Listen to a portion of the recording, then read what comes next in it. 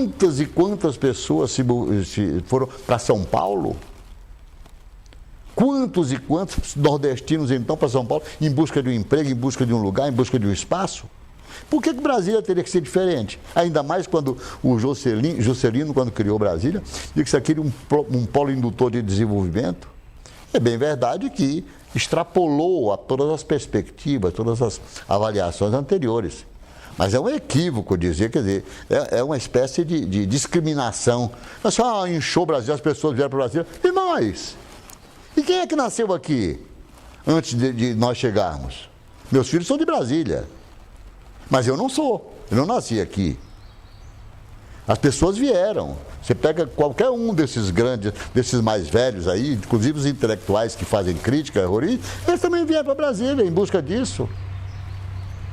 De montar um jornal, de dirigir um jornal, de dirigir uma televisão, de montar uma empresa de construção, de montar uma empresa de vender carro, seja o que fosse. Eles vieram na expectativa de uma vida melhor para eles e para a família deles. Alguns com mais posses, outros com menos posses. A gente mudou para Brasília como todo migrante, moramos nesse barraco na invasão, mas sempre assim, minha mãe costurava e dizia, meus filhos vão estudar, né? E quando foi para mim escolher a minha profissão, eu digo que eu vi assim, a questão do serviço social, do trabalho das assistentes sociais, eu falei, isso que eu quero ser, porque eu quero ser um instrumento de mudança. Né? Eu quero servir para alguma coisa, né? Para que as pessoas não acomodem na pobreza e que melhorem de vida.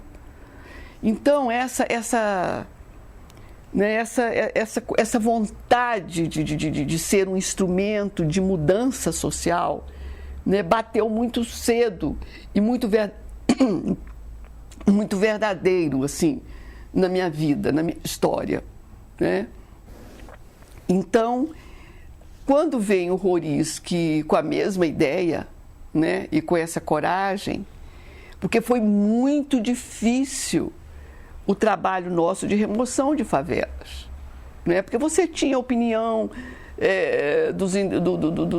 dos acadêmicos, você tinha a opinião da imprensa, da mídia, você tinha... Então, era uma coisa muito difícil.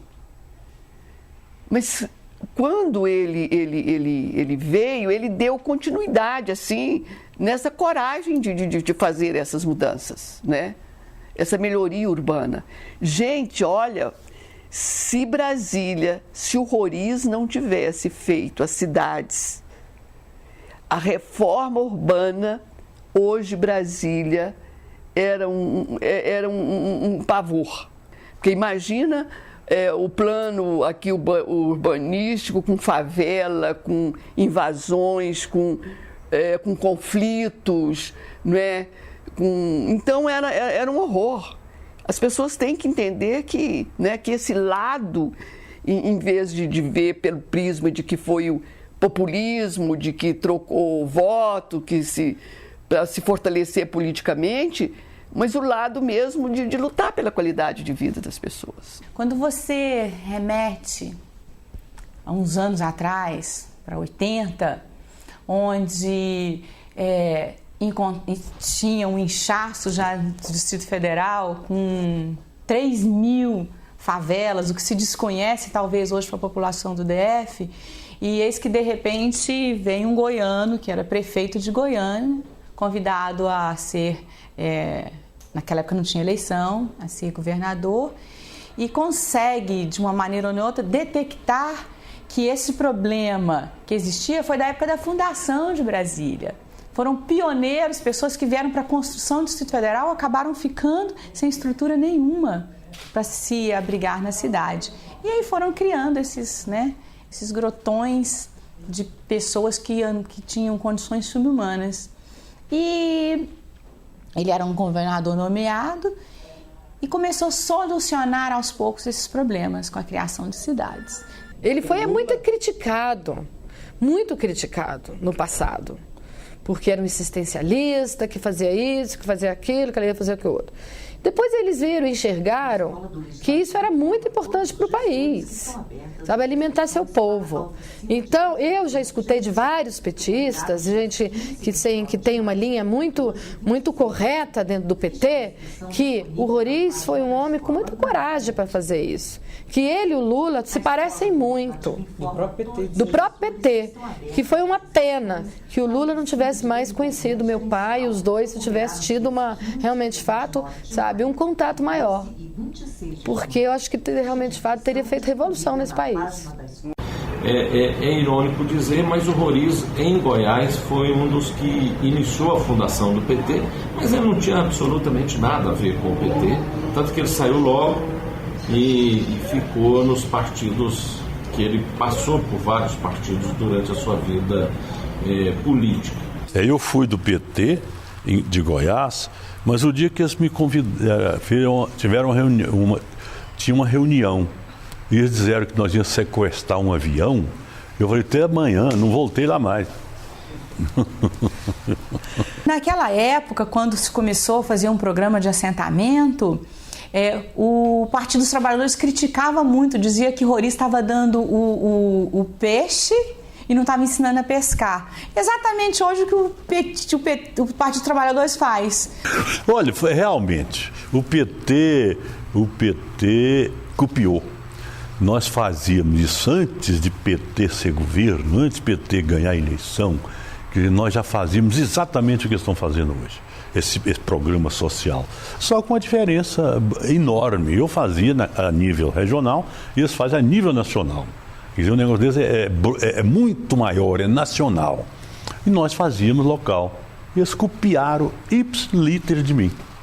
Eu posso lhe garantir isso. Tudo o que estão fazendo, nós já fazíamos. E tanto é verdade que eu sempre recebi alguma notícia, algum recado, ou me pedindo para conversar com alguém, que assim, alguém ia me procurar. E me procurava sempre para tomar as informações, nacionalmente. Reconheço nessa afirmação da Jaqueline Roriz uma análise correta do atual momento que vive o PT, o governo Agnello e, por que não dizer, o governo Dilma. Realmente o PT abandonou suas teses fundacionais, tornou-se um partido da ordem, um partido que faz as mesmas políticas dos demais partidos que ele criticava há bem pouco tempo. Portanto, a declaração da deputada Jaqueline Roriz está correta. O PT faz exatamente aquilo que o ex-governador Joaquim Roriz fazia aqui no Distrito Federal. Minha Casa Minha Vida, os programas assistenciais também desenvolvidos pela Secretaria de Serviço Social aqui no Distrito Federal e outros programas, inclusive federais, liderados pelo governo da Dilma, repetem exatamente aquilo que nós tanto criticávamos no então governador Joaquim Roriz por fazer clientelismo e uma política populista.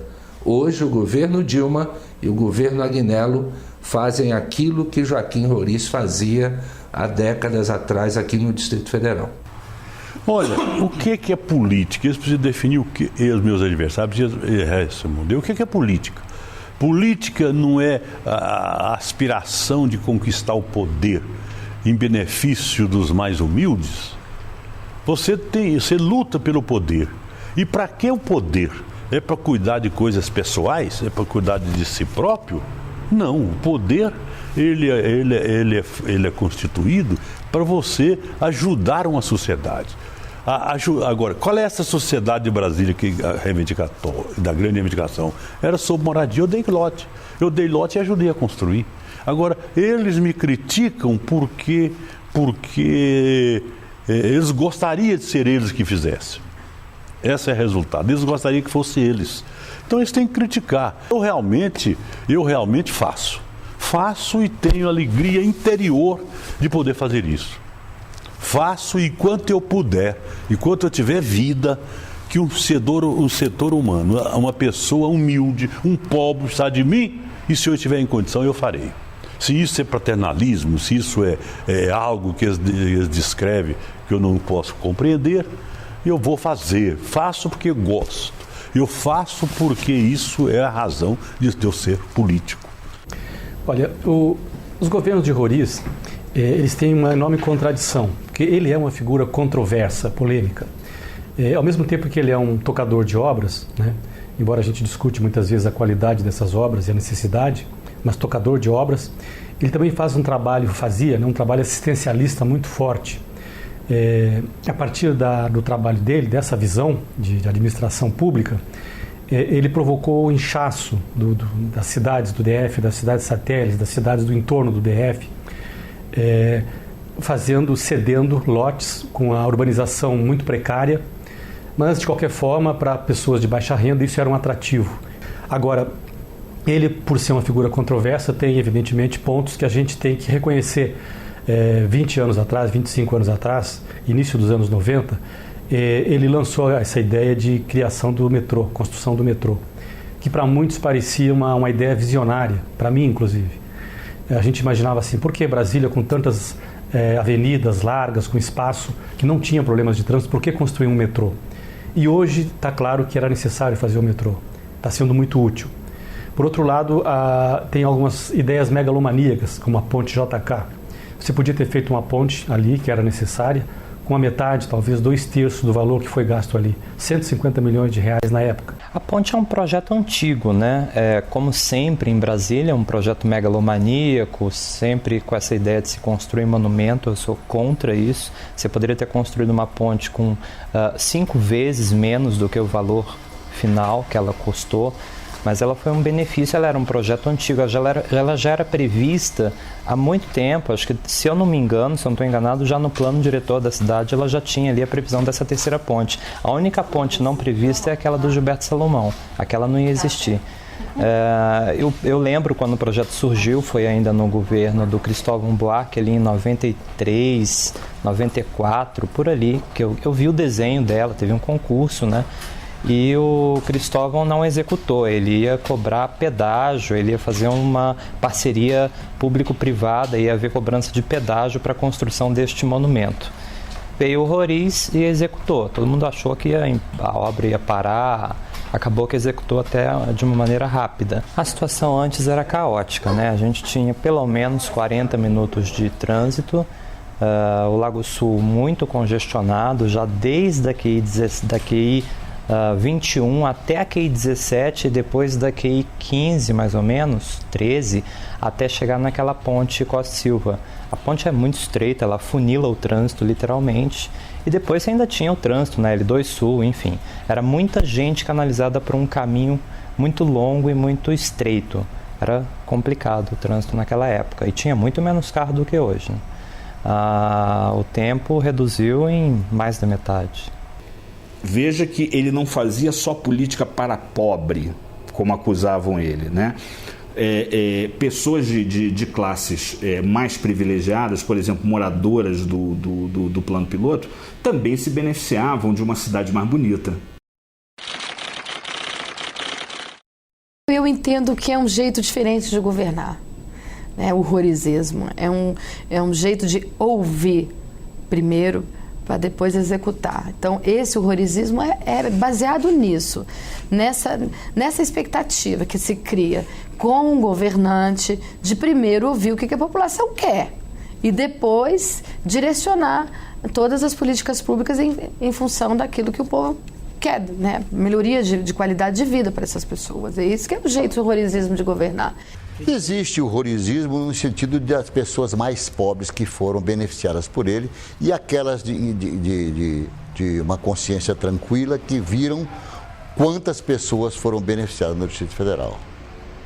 Aqueles que são elitistas, aqueles que acham que pobre não devia existir, etc., mas isso bebendo um bom uísque, bebendo uísque e tal, aí é pobre e tal, é complicado. Agora, eles não vão lá para procurar resolver. Eu diria que